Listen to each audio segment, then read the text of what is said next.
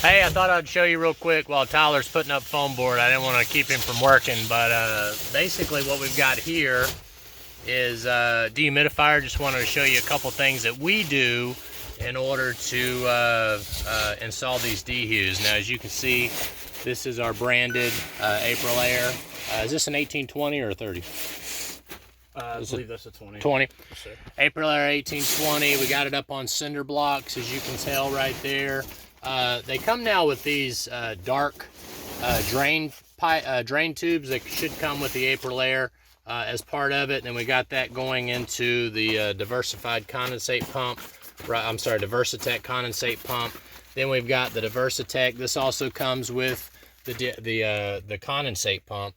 This line that goes up, and most companies would just run this line either under the plastic or out into the flower bed or something like that. It doesn't get super cold here in Tennessee, but it does get cold enough for us to transition this flex line into a PVC.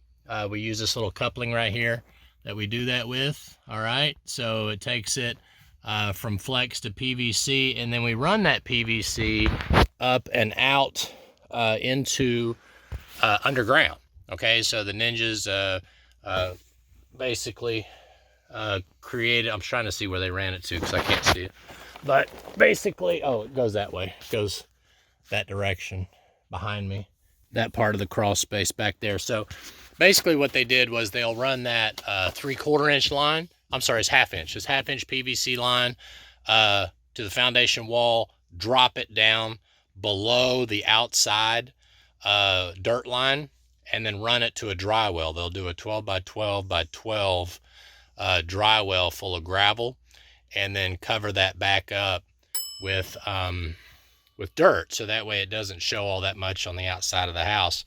If you're in a colder climate, you can run, obviously you can just drain this directly in and under the plastic, like my good buddy Brian. He lives you know, in a really cold part of the country, so you know, Brian from Aprilaire, they talk about running it under the plastic because it's so cold up there. You don't want to have this condensate water going out of the crawl space. Another option is if you've got a sump pump installed in the crawl space, you can run the line into the sump pump and then have one discharge line from the sump pump to maybe an NDS pop-up valve or something like that.